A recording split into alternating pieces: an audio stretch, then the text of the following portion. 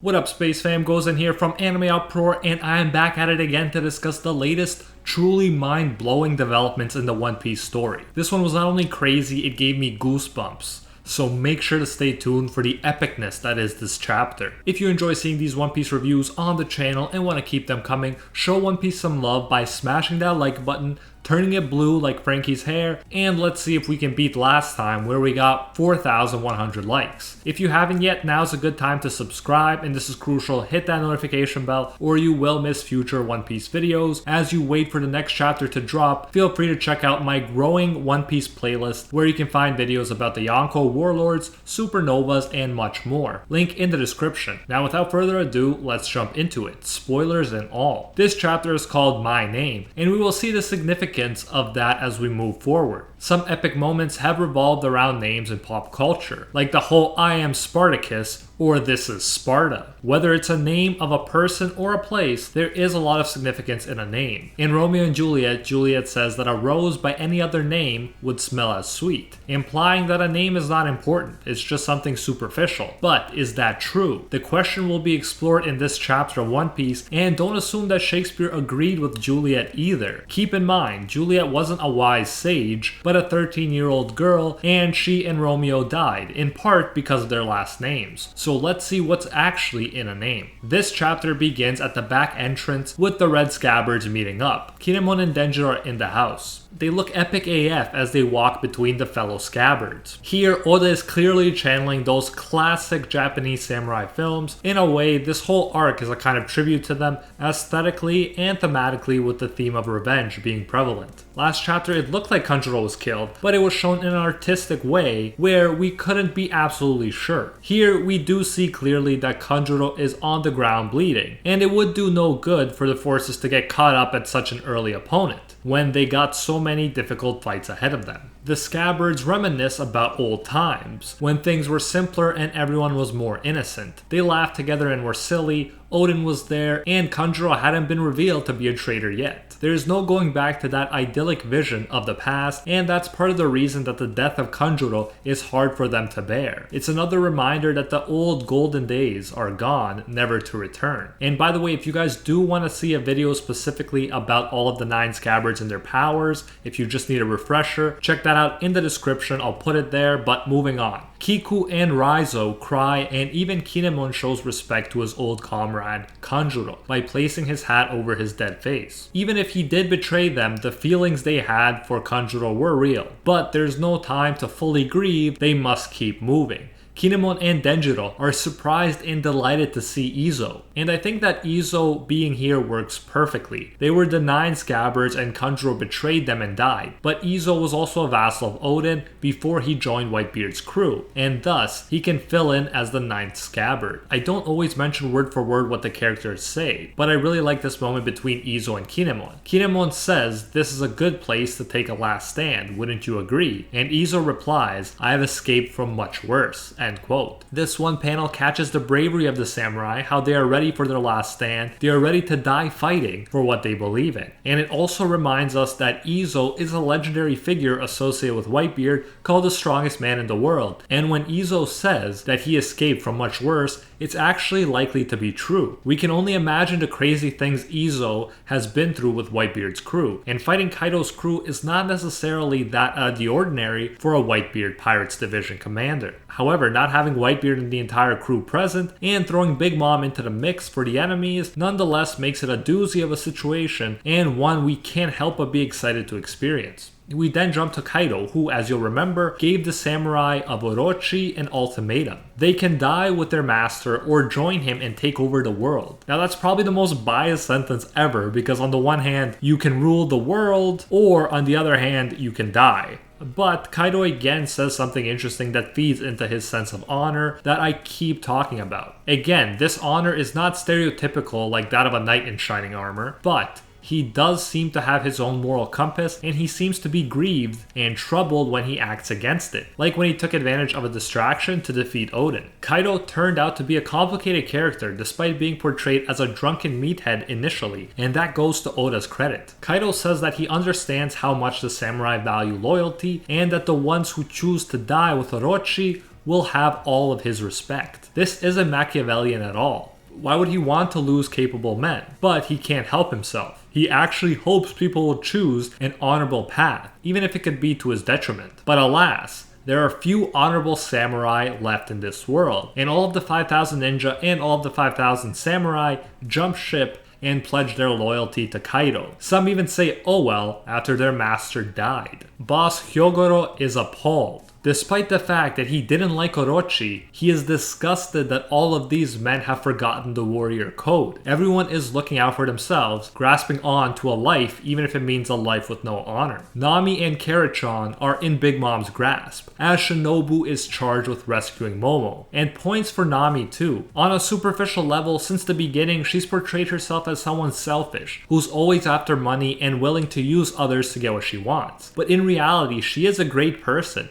and she thinks to herself about Momonosuke's safety rather than just her own, even though she is in serious trouble. I definitely prefer that kind of character to someone who acts like they're selfless but is actually selfish when it comes down to it. Nami is like the anti-that person, and I like those kinds of characters a lot. The kinds of characters who downplay how actually good they are. As Shinobu moves towards Momo, she thinks to herself that Oden knew that Orochi was useless and that he had to take out Kaido from the start. Without Kaido backing him, Orochi would have been a piece of cake to deal with. We jump to Kaido talking to Momonosuke, and this is my favorite conversation in this chapter. Kaido actually gives Momonosuke a chance to get off the hook. He says that an incompetent brat like him can't be Oden's son. Kaido mentions that he saw Momo in the burning castle 20 years ago when he chose to let him live. He points out how back then, when Kaido asked the little boy his name, he just kept talking about how scared he was. Momo felt bad about the moment too, even though he was just a kid. And this moment now, in the present, actually gives him a chance to redeem himself for how he acted back then. Kaido straight up tells Momonosuke that the execution will be cancelled if he just lies about his identity. All he has to do is say he's not Oden and Toki's son. Once again, like 20 years ago, Kaido asks Momo his name,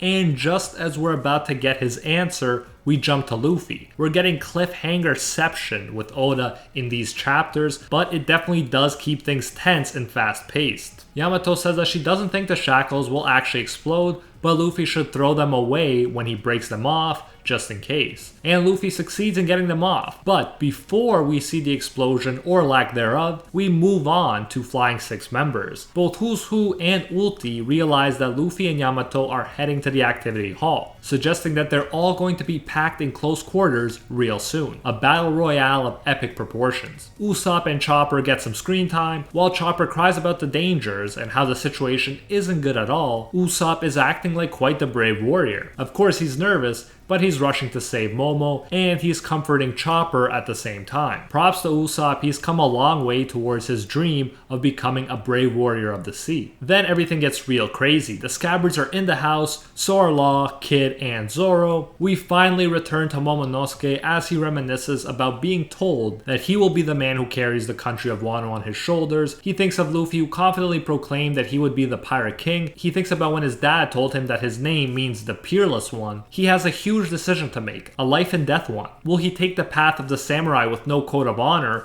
who join whoever is in power, or will he follow in the example of his parents and Luffy, who did what was right and what they believed in, even if it meant risking their lives? Finally, Momo says that his name is Momonosuke Kozuki. He says, "I am the one who will become Wano's shogun." At this point, I got goosebumps. Beat up bad, and with his life on the line, the so-called strongest creature in the world right in front of him, and he confidently says his name to everyone. He chooses to risk an honorable death rather than cling to a life like a coward without honor. In this case, Momonosuke saying his real name is his ultimate redemption, the ultimate courageous act, which fully pays respect to his parents who sacrificed their lives to save him. Denying his name would be like denying his parents and denying his duty. And Momo refuses to do that no matter what. Just like Momo drew inspiration from Luffy and shows bravery and honor, we can draw inspiration from this little kid who showed courage in the face of the strongest creature in the world. People are shocked and laugh, but Kaido is clearly bothered.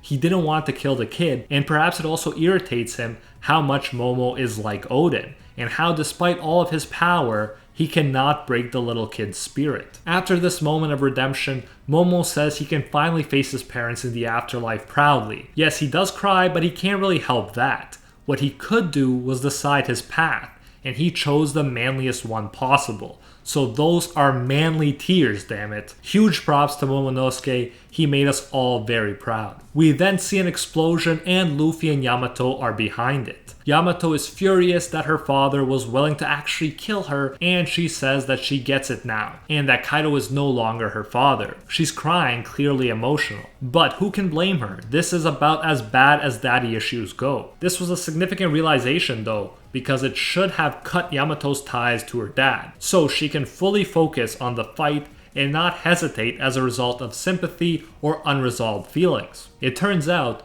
Luffy made it in time, and he says that, and I quote, "The decisive battle is about to start." End quote. Remove all hype limiters, that is what we needed to hear, and now all systems are go. The red scabbards sneak up behind Kaido. Everyone is shocked, especially Queen in his stereotypical over-the-top fashion. Jack is shocked to see the Mink rulers alive, and will hopefully get to see them work together to even the score with him. I can't wait for that. Izo, as cool as ever, shoots King's sword out of his hand. King, the top all-star. Izo just keeps getting cooler and cooler in my books, he really does. Kaido notices Kyoshiro aka Denjiro, and we see Denjiro's face. This whole time, he has been serving those he hates the most, and now it finally all pays off with this single blow, or at least he hopes. At first, Kaido seems confident, but he gets a flashback of Oden, and fury and fear seem to enter his eye. The red scabbard screams Tsunachi as they all move in for the Kaido kill together. And Tsunachi is their battle cry that strengthens the heart and that they use in the past, bringing the past and all of its significance directly into the present action.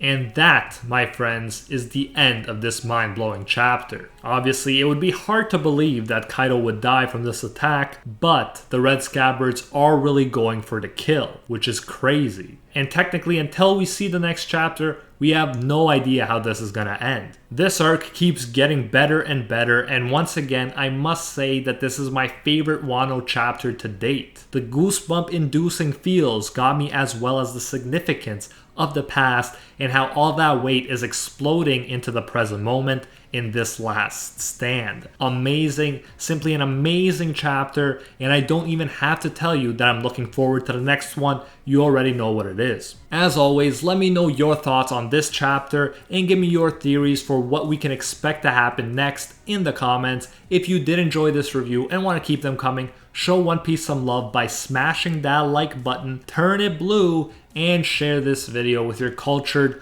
pirate friends. If you haven't, be sure to subscribe, and this is crucial, hit that notification bell or you will miss future One Piece videos and reviews. And as you impatiently wait for the next chapter to drop, remember to check out my growing One Piece playlist where I got videos about the Yonko, Warlords, Supernovas, and more. Link in the description. Feel free to leave suggestions for One Piece topics you are acing up to see. And that, my friends, was in fact a bad One Piece related pun that I used instead of the words burning up. A very special thank you goes out to our patrons over on Patreon who help make videos like this one possible. First and foremost, I want to thank the 1-tier patrons, the ones who stand atop all clans: Steven Ingrata, Alola Anatem, The World, Steelers, Acquire Respect, Pate Hefa, Jonathan King, Brandon Aviles, Papa Smurf, The School Bus, King Riser, Emperor Otaku, Ricardo Martinez, Thomas Jones, Kin Mano, Michael Hyde, and Jaden the Vector Controller. And our Pro Hero tier patrons, the one and only Gilgamesh, Nothing But a Fan, Jason Wilson, King Zeldris, Anatoly Kazatsky, Angel Cruz, Cricket XP, Joe Stanton, Barry Gucci, Alicia Actor, Jessica Kayla Fond, Hinokami and Water, Bonnie Park, Zodiar 12, Rethuan De Aura, Kraken, Arels, Deadly Saint, and Stern Hawkins. Thank you all so much. If you enjoy our work, you can support more by going over to patreon.com/AnimeUproar and becoming a patron today for as little as $1. If you do so, you'll get your name featured in future videos alongside these amazing people right here, and you'll even get access to our private patron-only Discord, where we talk about anime life and of course, thank memes. So check out patreon.com/AnimeUproar, link in the description if you're interested. You can also now join the YouTube channel and support more content that way if you prefer. Whichever way you choose to support us, you can get the same great benefits. Thanks again, and until next time, see ya, Space Cowboys.